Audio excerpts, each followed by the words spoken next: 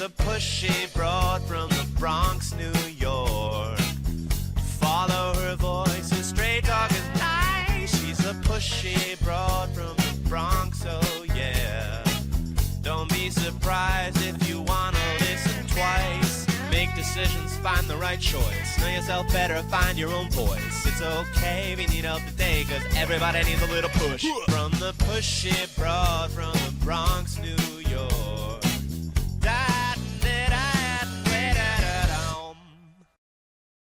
Welcome, Transformation Talk Network listeners. My name is Ellen Stewart, and I am the pushy broad from the Bronx. Welcome to my show, Recovery Recharged, where I share advice and support from experts in addiction and recovery. This morning, it is an episode of Straight Talk with the Pushy Broad, giving you valuable information that I know every single one of you have thought about, whether you are the active addict seeking treatment or the parents or loved ones of those people suffering, saying to yourself, how do I help my loved one? What kind of place can I take them to, talk to them about? How do they get the vital help that they need? And more importantly, how do I ask the right questions and choose the right kind of help for either myself or my loved one? So I have the most important questions that people want to know the answers to, and my producer, Jessica, this morning is going to give us some important questions, and I'm going to give you valuable answers. So, Jessica, where do we start? Yeah, let's start with what should you look for in when you're searching for treatment programs? Well, that first question is, where do I start? Okay. So, excuse me, this morning, we look for, first of all, a program that is licensed and accredited. So you go to a website, you can Google treatment centers in my area or treatment centers, excuse me, around the country. And you find on the web something that says licensed and accredited treatment center.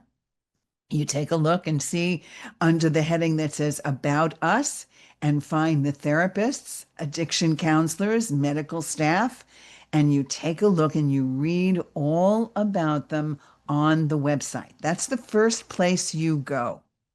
And then you get to decide what you want to do from there. All right. So we're going to expand on that a little bit, Jessica. Let's keep going. For sure. So how do you know if inpatient or outpatient treatment is right? There we go. So the first way you know that something is right for you is to turn around and finally admit to yourself that you have a problem. Okay? That you have a problem and you can't do this on your own. That's the most important part of this. You can keep thinking, I can handle it. I can drink when I want. I can occasionally have a joint. I can do something in terms of dabbling. I can do this socially. I can be casual. And every single time you are not. Every single time substance misuse gets you into trouble. Every single time. So it first starts with, I have a problem and I don't know how to solve it. But I now understand that I have to go outside to seek help. Once you get there, and once you know that you have to go outside and seek help, believe it or not, the rest is easy. That's the most difficult part. So, how do you do that? You start with anybody. Start with your primary care physician. Start with your clergy. Start with a doctor who will give you what we call an assessment. And that assessment usually comes from a psychologist or a psychiatrist, and that person will tell you what treatment center or what facility may be right for you. There are many different kinds of treatment. There are residential treatment facilities, which means you actually pack up and go away for about a month and you go sit in treatment and you live there and you have group sessions every day and individual sessions once a week. And that's called a residential treatment facility. And there are other ways. There are outpatient where you can live at home and you can go to treatment on a daily basis.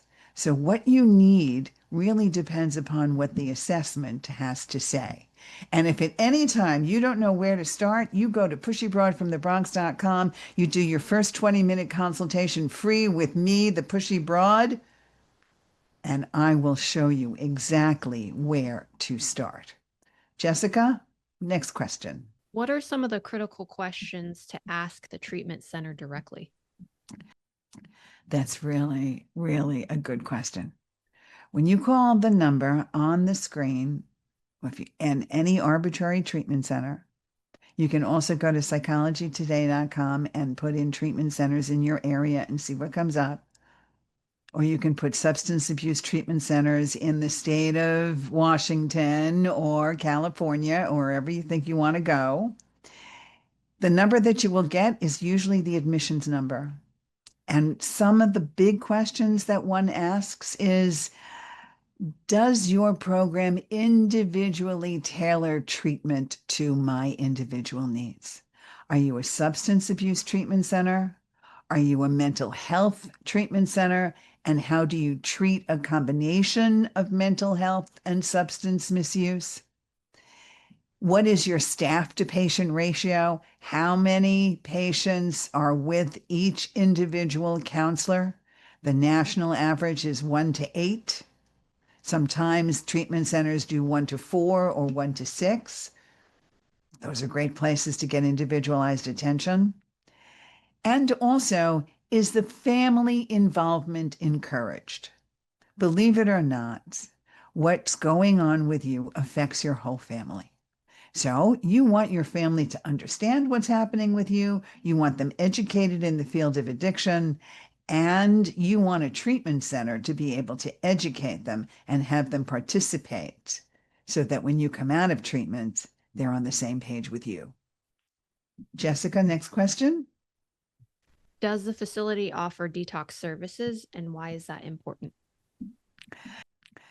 Most of the time when people come to me for help, it's because they're actively using. And when parents or loved one comes to me, it's because the person who they care about the most is constantly getting drunk or constantly getting high. And that's a very difficult situation to watch and also to live through. As a recovering addict and alcoholic myself, I know what I put my family through, and I know what state I have been in. So the Pushy Broad is talking personally here.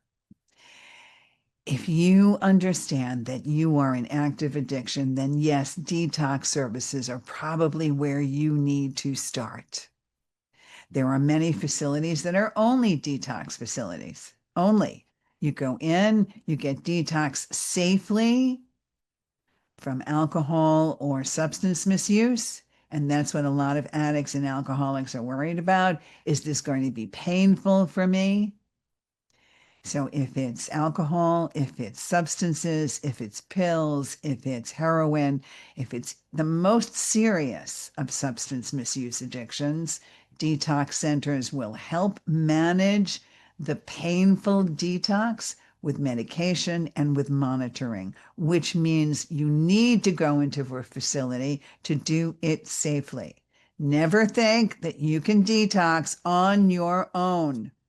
Not helpful and extremely dangerous.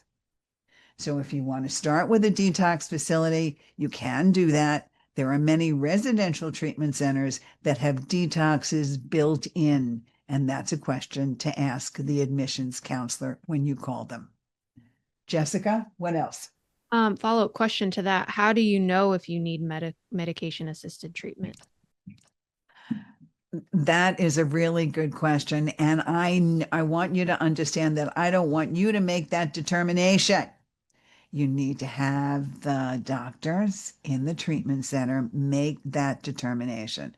And basically, they're going to talk to you about what you've been doing.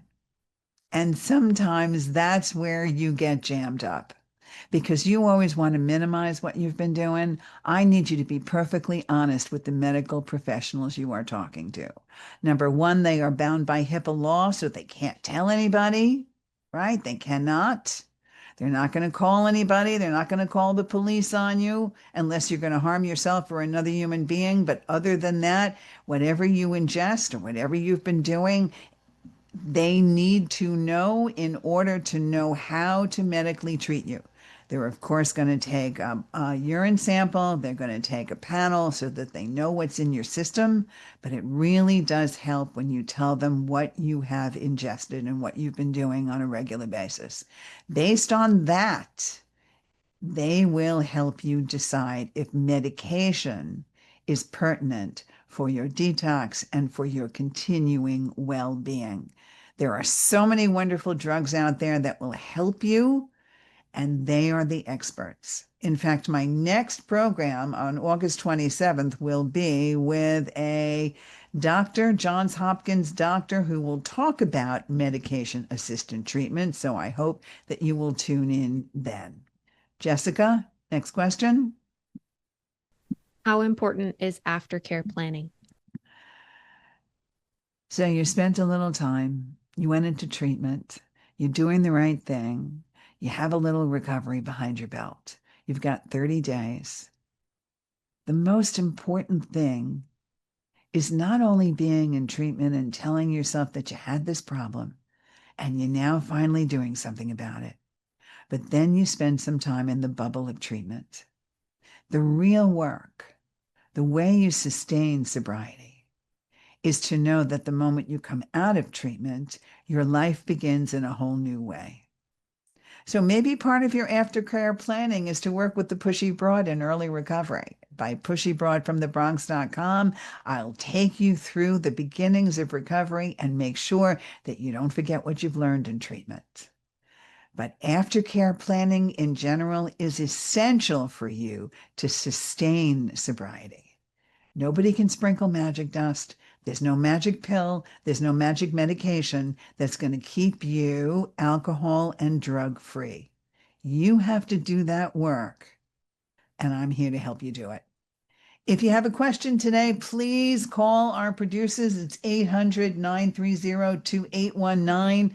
I'd be happy to answer more questions about this topic and help you facilitate that right move, especially now.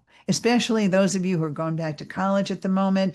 Half of the country is back in school, right? High school is back for half of us. Elementary school is back for half of us. This is the beginning of your new season, and this is why these questions are very, very important. Jessica, what else have you got? What therapies are typically used in substance abuse treatment? Everybody gets so nervous because nobody knows what to expect. Right? Nobody really tells you what to expect. So here I am. I'm going to tell you. If you're worried about what's going to happen to me, this is how it goes. I always look at it as you're going to take a course in the education and self-development of you as an individual and learn about what's going on with you finally.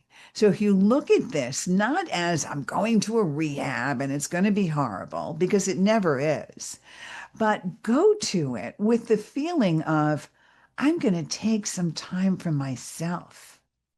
I'm finally going to do something that's going to help me. And I'm going to talk to doctors and clinicians that know what they're doing. I'm going to work with therapists and explore what makes me think and what my triggers are, and how to replace unhealthy patterns with healthy ones by using something called cognitive behavioral therapy, which is what I do as the Pushy Broad. I teach people how to think differently so that they can feel differently and so that they can act differently. You're going to learn the skills you need to feel better about your life.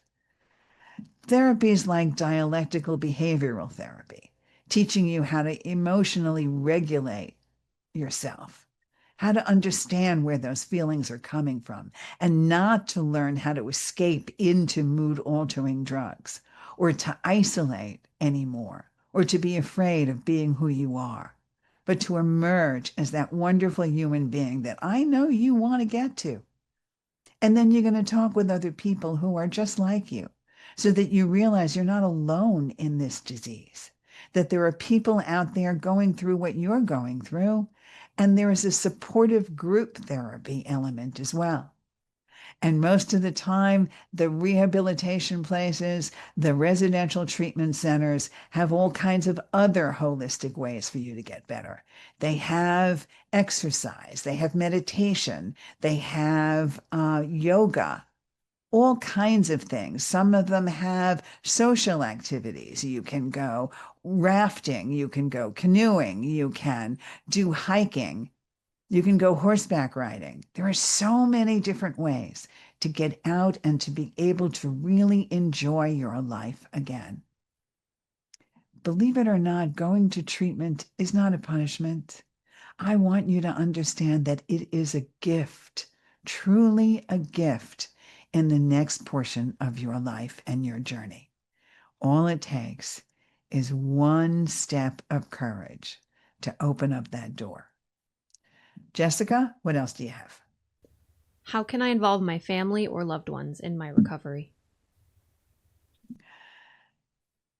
Nobody can do this alone. That's why I do what I do. That's why I have the clients that I have. That's why people come to me, because they understand that this journey is one that needs support and family love. You also want your family to stop looking at you like you're the failure, like you're the one that has a problem and they don't want to have anything to do with you. It's so much easier when your family knows what's going on with you, when you can walk in the light instead of walking in the darkness all the time and hiding who you are from them. In the same token, they need to learn about the disease of addiction, and many family members directly contribute to this disease. They either are codependent around you, or they enable you to stay in the same situation, or they are actively involved in addiction themselves. So involving family members is something that the rehab does, that the treatment center does. They offer family therapy sessions, educational workshops, or you can put your family in touch with the Pushy Broad. You have them go to the pushybroadfromthebronx.com, make a consultation appointment, and I will begin to educate them on what true recovery means, so that the relationship between you and your family is now better and strengthened every single day. Jessica, what else have you got? What should I know about payment options and insurance coverage? That's the first question on everybody's mind, right? How much does rehab cost? What does it cost to go for treatment? Do I do inpatient or outpatient? And how does my insurance affect all of this? And it is a very complex topic for sure. But here are the questions you need to ask.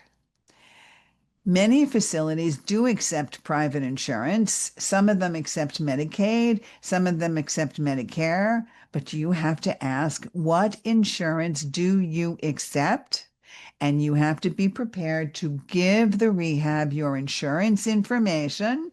They will not use it for any other purpose than to call the insurance company and verify your benefits, just like you do when you have any other situation, when you go to the dentist, or whether you go to the doctor, or whether you have surgery. It's the same thing. You check to see what amount of money your insurance is going to cover. Same deal. No problems there. Give them your insurance card and see whether or not they will cover it. Find a place, preferably, that your insurance will cover, or at least you have out-of-network benefits for. You can also ask if there are payment plans available if your insurance isn't covering it, or you still have out-of-pocket costs. You can also ask if there are scholarships available. If you are not insured or your program is not covered by insurance, there are many facilities that provide sliding scale fees to make your treatment affordable. Keep talking to them. See what you can do. If you have problems navigating insurance, you can go to pushybroadfromthebronx.com and I will show you what your program will or will not afford. We want to make this easy for you. It doesn't mean that everybody's going to cover your treatment, but I want you to be well informed and choose the place that's right for you and not be afraid to ask these questions. Jessica, what else have you got? Are there specialized programs for certain groups, for example, LGBTQ plus veterans or teens? That's the wonderful thing about treatment. It's kind of like the Chinese menu of treatment. You can have programs that are gender separate, gender specific. There are tracks for LGBTQ plus. There are tracks that apply to veterans. There are tracks that apply to professionals like doctors and nurses that are going into treatment. There are tracks that apply to adolescents. There are tracks that apply to young adults. So if you're in that young adult bracket, which is usually somewhere between 19 and 25, there are all kinds of specific gender-oriented and outlook age-oriented point of view. There are even geriatric facilities that cater to people between the ages of 55 and above. So yes, you don't have to be in a room with 20-year-olds if you're 55 years old, and you don't have to be in the room with 50-year-olds if you are 20 years old. So you're going to be around people like you so that you feel that there are people that really get you, helping you. And they're going to specialize programs tailored to your specific demographics. So yes, people will accommodate your special needs, your gender, and your age. Jessica, what else have you got? How long should I expect treatment to last? Believe it or not, you can go away for 3 days and you can go away for 3 years. You can expect that treatment will last as long as you need treatment to last. And that's not always up to you, which means that once you start treatment, the clinicians are your best determination of how long you're going to be there. But in general, on the outset, here's what you should know. Detox lasts anywhere from 7 to 14 days, depending upon what you have ingested and what you're doing and whether or not there's medication management. 7 to 14 days. Residential treatment, which may include the detox, will range anywhere from 30 to 90 days or more. But initial traditional primary care treatment living in a residential center is anywhere from 30 to 90 days. Outpatient treatment, which means you get up in the morning, you go to work, and then you go to a residential treatment center 3 or 4 times a week, 3 hours a night, can last anywhere from 6 weeks to 16 weeks and even longer. So you are not going to get this immediately. It takes time to build up a habit, and it takes time to find the tools you need to stay clean and sober. This is not a 24/7 situation where you're out in 2 days and you've got this. So it's going to take a little time, but understand it's not the rest of your life. Everything is measurable in the first year of treatment for sure. Okay, we've got time for about 2 more, Jessica. How do I balance seeking treatment with personal responsibilities like work or family? The pushy broad from the Bronx will tell you one thing. You can't do anything unless you get the treatment that you need. I need you to put yourself first and say to yourself, everything else will work itself out. The most important thing is I need to be clean and sober. Because if you're not clean and sober and this is screwing with your life, I'm telling you right now, your personal responsibilities like work and family are going down the tubes anyway. You're not balancing work and family. It's not working. So I need you to have a conversation with your family and your employer, and maybe you have to leave under the FMLA, the Family and Medical Leave Act, okay? Or maybe you have to do things that where they work together in helping you do this. But the most important part of this is if you begin to seek treatment, I promise you everything else will get better. And like I said, pushybroadfromthebronx.com, I will be there to help you facilitate. All it takes is the courage to know that you can do this one day at a time. And just to finish up, I want to let you know that going forward, it is never too late and it's never not the right time to go and seek help and seek treatment.